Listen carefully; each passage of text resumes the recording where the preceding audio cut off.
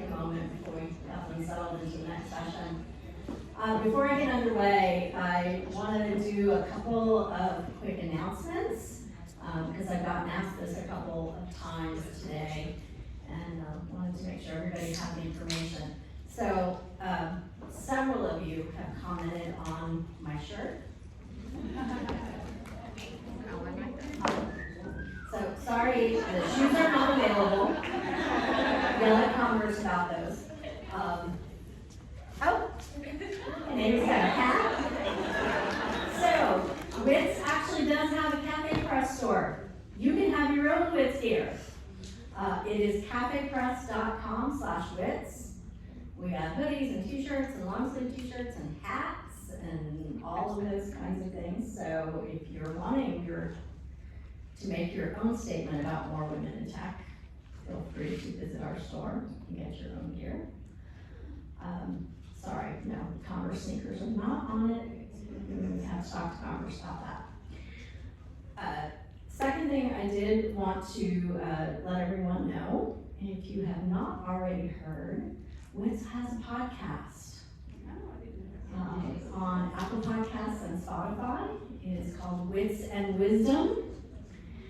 We have been talking with various members of our community.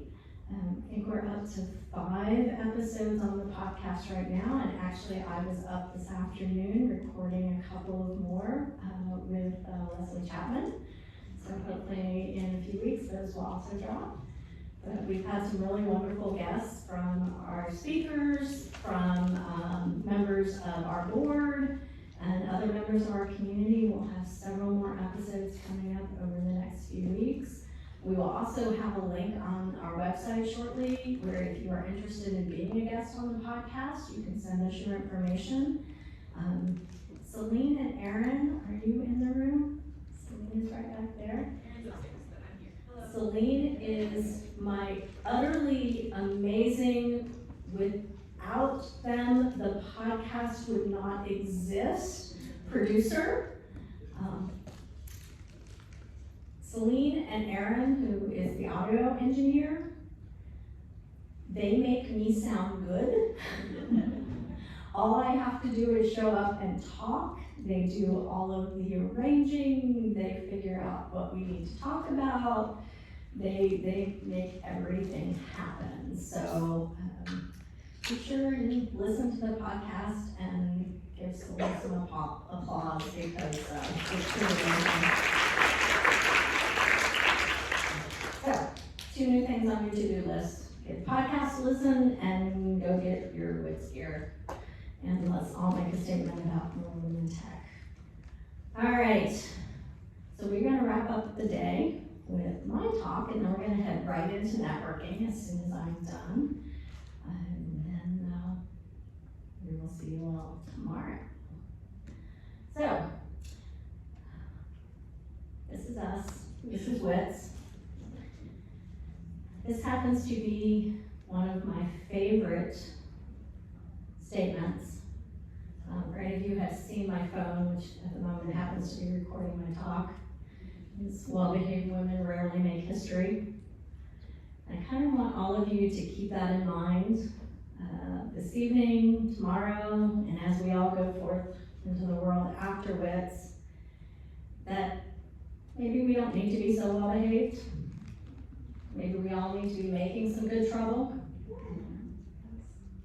because it is when we are a little bit loud, when we are willing to take a stand, when we are willing to speak up, and when we are willing to not be so well behaved, that we actually make history.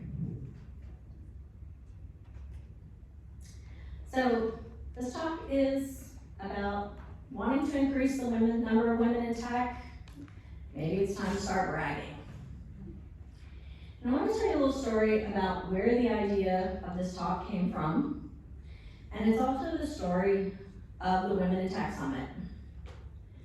So approximately 11 years ago, myself and several other women here in the Philadelphia area who were active in the entrepreneur and the tech community here had been doing a lot of talking, and to be perfectly honest, a lot of moaning about the fact that whenever we went to an event, we pretty much saw each other. We knew, however, from our own personal networks and all the people that we were connected to, that there were many more women working in tech in this region. They just weren't coming out to events. You know, we were kind of it. And we were recycling the same events and the same people over and over and over again. And the other thing that was happening that was really a little bit distressing, because we all worked in, you know, different fields and different areas in tech, was the developers went to developer events, and the marketers went to marketer events, and the salespeople went to sales events. And there wasn't any opportunities for this building a foundation of women who were doing a bunch of different things in tech, in technical and non-technical roles, to come together and support each other. And we decided to fix that. We decided to create the conference we wanted to go to. And the Women in Tech Summit was born. Back then it was the Philly Women in Tech Summit, because we never imagined that one day, one-time event that we held several years ago was ever going to become a national conference with a global audience at our virtual event that was going to bring all of you together. That was not what we saw 11 years ago, but fortunately that is what it has become as we fast forward into this. But what we were looking to do was to bring together women working in all different kinds of fields in technology, no matter what their role was, no matter what they did, whether they were doing technical roles or whether they were doing non-technical roles, and no matter what level they were at in their careers, whether they were students or whether they were senior executives. And so that's where WITS came from.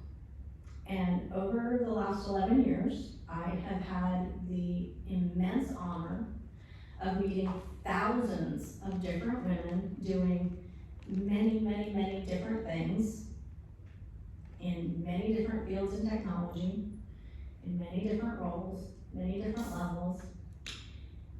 And along the way, in the last 20 years that I've been in technology, one thing has stayed relatively consistent, and that is the fact that we're still having the same conversations. We're still talking about there's not enough women in tech. How do we get more women in tech? How do we get more girls to study computer science? It's so hard. And in hearing all of those conversations, I started thinking about why. And we all think about this all the time. I'm not the only one thinking about this, but I started thinking about this and doing the work that I do, and being a little bit of a data nerd, I started looking at, what do I know about this? So I started looking at some statistics, and there's one. Yeah, we've all seen that one, right? It's not exactly a statistic we like to look at, but we've seen that one repeatedly. And then the other one that I know personally, because Women in Tech Summit, and several of you in this room are very familiar with it, does a call for speaking proposals every year. And we get somewhere between 400 and 500 submissions to that call for speaking proposals. That's a lot of women submitting talks every year. I want you to look at that number. Those are the last 2 years. Those are the number of non-technical talks versus the number of technical talks that are submitted to our call for speaking proposals. And that really made me start thinking, is there a correlation somewhere in there?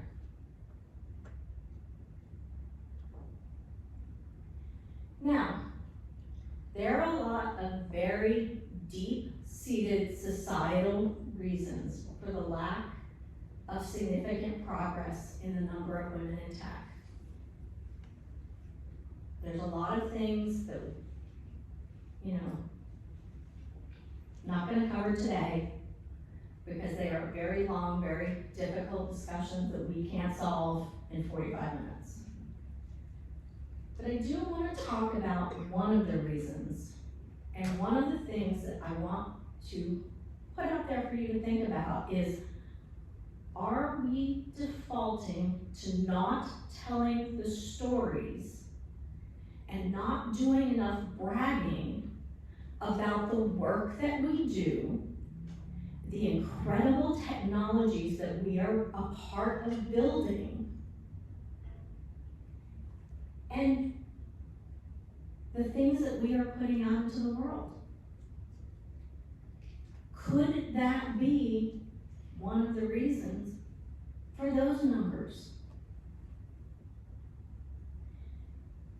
Now, I want to make something really, really, really clear. There is a time and a place, including on this stage, for non-technical talks. We wouldn't have an Innovate Yourself track if that was not true.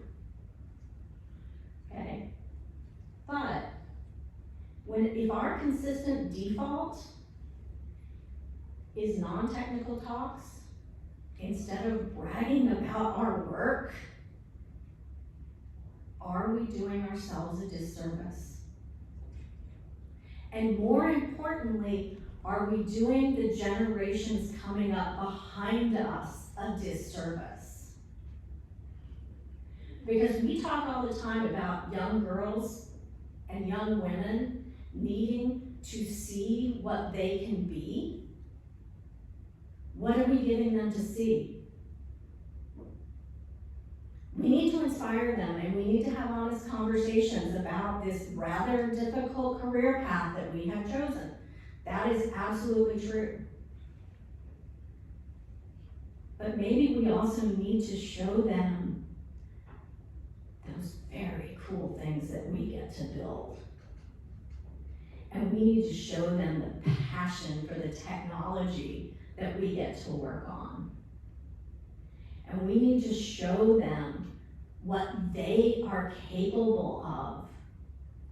You know, we talk a lot, and we hear in the news a lot about one of the things about the generations that are coming up now is they really care about changing the world. We need to show them that technology can do that. And it means showing them that they can build things that can make that happen. We also need to think about the fact that it does us good to brag about those things. We need to be reminded that we get to build really cool stuff. So I want to tell you a little story about my own journey into tech. So when I was in elementary school, my father was a military officer. And when I was in elementary school, the Army sent him to get his master's degree in data processing. Okay. And there's several of you, I can already see the calculations happening on how old I must be that my dad got his master's degree in data processing. I will tell you I'm 57, about to turn 58. I own it and I'm very happy about it. So anyway, that was my first exposure to computers. Was I got to walk into a computer room at Georgia State University when I was 6 years old. And you have to understand, that was when a computer was a room. Yep. I have loved technology since I literally was this big. I've been around computers since I was this big. I learned to code in high school in the early 80s on punch cards. I don't know if any of you noticed my earrings today. They are punch cards. That's when I learned to code. But my problem was I didn't have anybody to show me what I could be. And I had a lot of teachers that told me I was really bad at math and science, and they weren't entirely wrong. And if I was bad at math and science, I couldn't work in technology. And I never had a single person tell me, you can't do this. But I had nobody to show me that I could. My only role models in technology were the data entry operators that worked for my dad. So I took a completely different career path. I went to college to be an English and theater teacher, which I never did, by the way. I ended up in the insurance industry instead, and ended up as an auto appraiser. So like when you wreck your car and that person that comes out and writes an estimate on it, yeah, that was me. Spent my early career in my very early 20s in and out of body shops and tow yards. So when we talk about how hard it is in a male-dominated industry, yeah, tech ain't nothing. Walk into a body shop where there's the entire wall is nothing but naked women, and they let the junkyard dogs out on you because they don't like what you're writing. Yeah, tech ain't nothing. So we have to show them. We can't let these young girls be me, who would have had a completely different career path doing something she was really excited about and really passionate about, but nobody was there to show me. The other thing we also need to think about is think about the media, how the media portrays women in tech. Every story. Think about all the stories you have heard about women in tech in the last 30 days. And how many of them were positive versus how many of them were negative. How many of them were about how hard it is and how few women in tech there are. This is what we're fighting against with all of the girls and young women out there. And if we're not out there telling our stories and bragging about the work we're doing and showing them all the amazing things we're building, this is all they're hearing about. And to be perfectly honest, if I was them, I wouldn't come into this industry either. So we need to stand up and start bragging and start telling those stories and start showing them how awesome it is to do this work and how great it can be. So, a little more bragging, a little more celebrating about the cool things we get to do and the cool work we get to do. So, told you, we get about 400 to 500 submissions to our call for speakers for WITS. And so one of the things I also want to talk to you about is how we choose those speakers. I wish I could tell you we have a magic wand. It is a long, hard process. One of these days, I'm going to be able to hold a conference that lets me have every single speaker I want to select. Amy is actually on our speaker committee. She's on the board of the Inspiring Tech Foundation and has been my colleague for a long time. And we joke that one of these days we're going to hold a month-long conference just so we can have every speaker that we want to have. Except we are sure that most of you would not show up for a month-long conference. But some of the things that we are looking for is obviously all of our speakers are women. They are women who work in the field that they are submitting to talk about. We are looking for women who have a unique viewpoint. And we are looking for women who are bragging about the work that they do. Okay? We want you to come tell us about the cool things you're building. Whether it's a case study or you're just going to explain it and teach somebody else, we can see the passion that comes through in those submissions. And that's one of the things that we're looking for. You know, we can tell when you're excited. The other things that we are looking for is positive, actionable, career building, and unique. We want a unique perspective. We want you to brag. We want you to be able to stand up here and share something with our audience that is going to help them walk out of here being able to build their careers. That is what WITS is all about. That is what makes us different. That is what makes us unique. Because people don't come to WITS because we have fancy parties reasons why. You guys kind of figured that out already. You're here because you believe in building your career and believe in building your skills, and we put speakers up here that help you do that.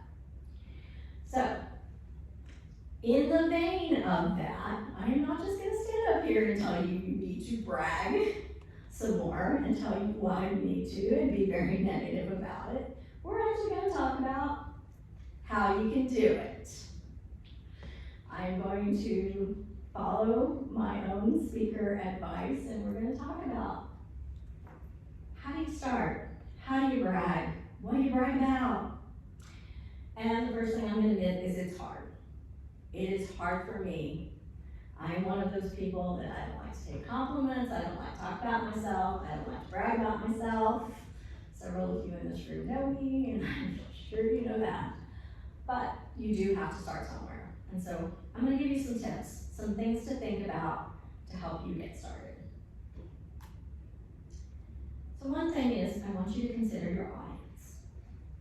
Or as my grandma used to say, quit preaching to the choir. So what I mean by quit preaching to the choir is, don't stand up in front of a room full of women and tell them why we need more women in tech. We all know. You don't know how many times I see this, how many conferences I go to, and they've got a woman standing up in front of a room full of women going, we need more women in tech, and this is how we're gonna get more women in tech. Well, yeah, I know this. You don't need to be tell that room next door full of men, please. But when you do that, you need to consider your audience, and you need to consider how you're talking to that audience. And some of the most important things you can do is make sure that you're giving them something actionable, and you're giving them reasons. Just because they're not going to care about. But if you're giving them data, if you're giving them something to show that this is why it's important, and this is the result that you're going to get if you take these actions, they're going to sit up and listen. And if you're doing it with it's not something you need to do, it's something we can do, you're more likely to get the result you want. What you want is you want to build allies, and you want to elicit buy-in. And you get that by considering who you're talking to and making sure that you're tailoring your message to that audience. So that's one of the first things you want to think about. How many of you think speaking is hard? I'm a trained actor, and I think speaking is hard. Finding speaking engagements is also hard. So how do we begin? How do we start telling our stories? Well, one of the ways we do it is when we finish up here and we start networking. It's a good place to start, because you never know who you're going to tell your story to in this room that's going to say, hey, you know what? That's a really great story. You ought to come speak at my company. You ought to come speak at my conference. You ought to come. That's the first step.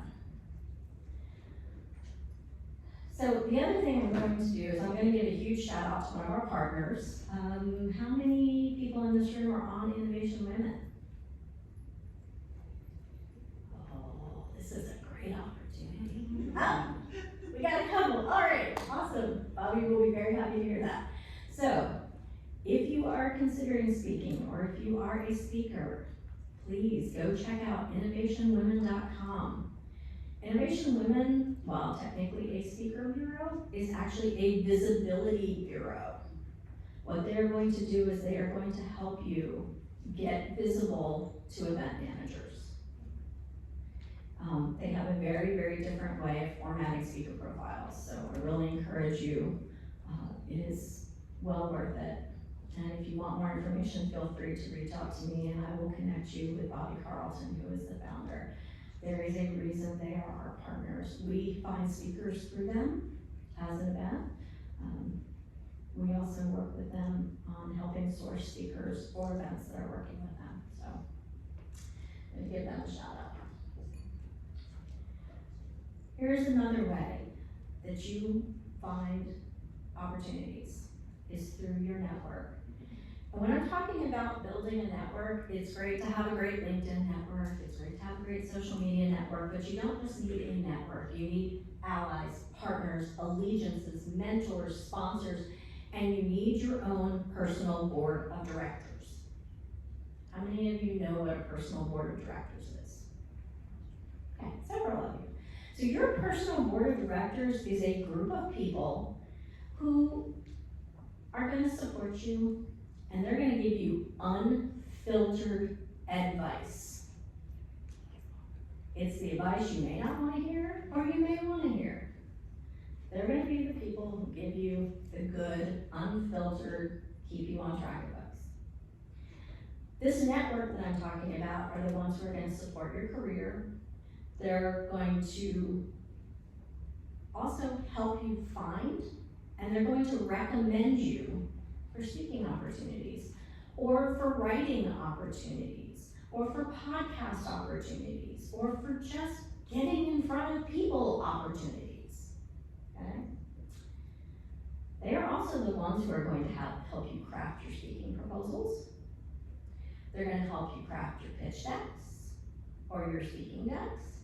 And if you're really, really lucky, they're going to sit and listen to you practice your talks, which is kind of the most important part. Your personal board of directors are the ones who are going to keep you on track and keep you focused. And if they're really, really good like mine, they're also going to help you remember that life is as important as work. Because everything can't be about work. And we need to remember that when we're talking about bragging, because bragging is also not just about work. I'm going to talk about that a little bit more in a moment. I'm also going to share a secret with you. With the exception of probably one person, no one who is on my personal board of directors knows that they are on my personal board of directors. And there's a reason for that. And it is because if they knew, I don't know that I would get the same completely unfiltered advice from them. They would always be being careful to make sure to give me the right advice. Now, this way they just give me the advice that they think I need to hear. Good, bad, or indifferent, and I will tell you sometimes it's brutal. But the brutal is usually what I really need to hear.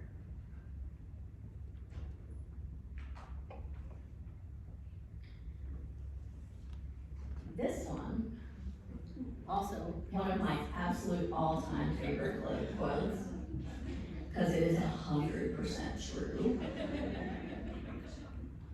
But this one is about cheerleaders and hype women. And how many of you, when I said the word cheerleaders and hype women, had somebody come to mind? Awesome. So, from now on, when you hear cheerleaders and hype women, there's two women that I want you to automatically think about because they are the epitome for me of cheerleaders and hype women. And I don't know how many of you were watching any of the Oscar anything, but Jamie Lee Curtis and Michelle Yeoh are the epitome of cheerleaders and hype women. The way those two women supported each other and cheered each other on and were like so unbelievably happy for each other. Like there's tons of other examples, and hopefully as I say that you're all thinking of like hundreds of other examples. But for me, those two most recently, like they were the epitome of cheerleaders and hype women for each other. And we all need those. But even more importantly, you have to be a cheerleader and a hype woman for somebody else. And hopefully, as I'm saying that, you're thinking about who is it that you can be that person for. And hopefully it's a lot of people. You know, we all should have those people in our lives that we can be cheerleaders for. They can be part of that network we were just talking about. They don't necessarily have to be. I will tell you, my biggest cheerleaders have nothing to do with my work. But they are the ones that, you know, when I need that lift, I can count on it. They're also the ones who are like, when I'm really unsure, they're the ones hyping me up. Absolutely. So, yeah, try not to be the one who's not going the good place. So, little brass tacks now. How do we come up with what to talk about? So if you're gonna get out there, and when I'm talking about talking, you know, I'm looking at it from my perspective, my expertise, which is selecting speakers for our conference. You can also be talking about writing, podcast guesting, article submissions, writing a book, whatever it may be. So take talking in a very broad sense. It's, Jill was up here earlier talking about thought leadership. It's kind of along the same veins. So here's some ideas. What are you building? Or what have you built? Or what have you been a part of building? What tech are you working on? Now, I am going to throw in a big caveat here. Do not go out and give away your company secrets. Make sure it's stuff you can talk about. But talk about it when you can. What skills do you already have that you can share? Or is there a skill you really want to learn? Because wouldn't it be really cool to go learn something and then turn around and teach it to somebody else? And here's how you keep track. Because you know, life gets really, really busy. And if you're like me, I have trouble remembering what I did last week. When it's conference week, I have trouble remembering what I did yesterday. So, last time you had to have an annual review, or you had to update your bio or your resume, how many of you could actually remember everything you accomplished in the last year? Does not happen. So, I want you to start daily, and yes, I said daily, keeping track. But I want you to think about all the ways you already daily keep track of things. You have a calendar, a lot of you use bullet journals, you have your email, you, if you're a data nerd like me, you love spreadsheets. But if you keep track of this stuff daily, then when you need it, you can go back and pull it out, and you don't have to remember about that project that you spent 6 weeks working on 9 months ago, where you made this really big contribution to that project, but in that last 9 months, you've forgotten about it because it only lasted 6 weeks. So find something that works for you so that you're not having to scramble when it's time to figure it all out. Everybody has a system of some kind that works for them. I've discovered one of the things that works for me is tags in my email and folders. My calendar, I live on my calendar too, so, you know. But everybody has that thing that works. Just don't let it fall between the cracks. That's the important thing. And the other thing I want everybody to remember is we're talking a lot about stuff with work. I don't want you to forget it's not just the work tasks and the accomplishments that you should be keeping track of, because in our lives, there is a lot that we learn, a lot of skills that we acquire, a lot of accomplishments that we have that are outside those bounds of work, especially if you volunteer for anything.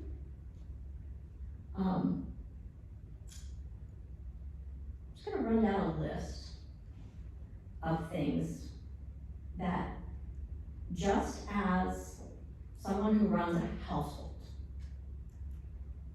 skills that you use on a daily basis as someone who runs a household. Organization, logistics, budgeting, negotiation, creative writing. What else would you add to that list? Shout it out. Come on. Nursing. Oh, yeah. Mentoring. Mentoring. Coaching. Yeah. That list goes on and on, and those are all skills that in one way or another translate back to what you do in your 9 to 5. And you ought to be keeping track of them. Because when it comes time to present that annual review, that bio, that resume for a new job, whatever it is, those are skills you have. And you ought to be bragging about them. So, I got an example for you that I think is actually a kind of cool example that comes from somebody I know. They volunteered in an animal shelter. And this animal shelter had no one to do their social media. So this person went out and learned how to do video and how to do video editing so that they could run the animal shelter's social media. And they're like, oh, well, I just do the video for the animal shelter. I'm like, are you kidding me? You went out and learned a brand new skill. No, it's not part of your 9 to 5 job, but you learned this new skill and you're telling me you don't want to put it on your resume? So think about that. Think about those things that you need to keep track of. And here's another thought. All of that's fodder for a talk.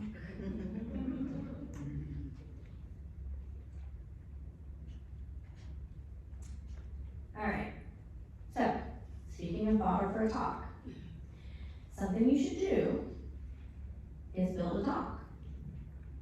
Whether you're planning on presenting one or not, build a talk summary. Actually, build several of them.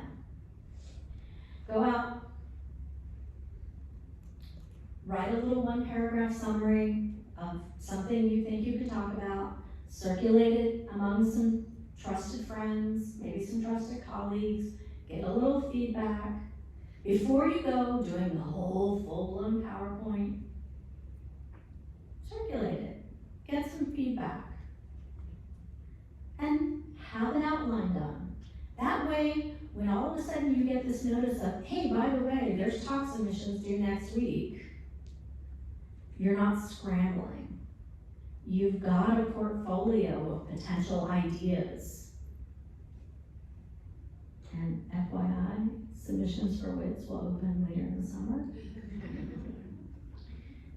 Giving you plenty of notice so you can have that portfolio of ideas ready. But remember, do not ever assume that someone is not going to want to hear what you have to say. You won't know until you try. And one of the things I want you to remember when you're putting those together is we want you to brag about your work, but it's not a sales pitch. Talk about you, talk about what you've done. Don't sell somebody on something. This is about highlighting you and highlighting your work. About you getting the attention that you actually deserve.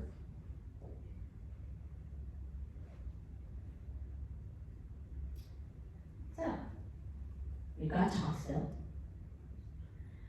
Get out there and speak. So where? Okay? This becomes the hard part. I'm going to give you a list of some ideas beyond here.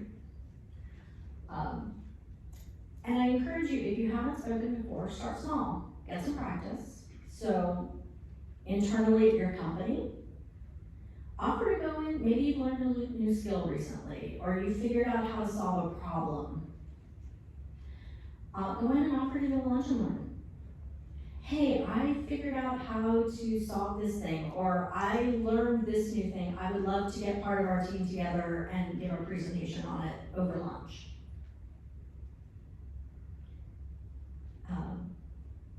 People will probably be overjoyed. Local meetups.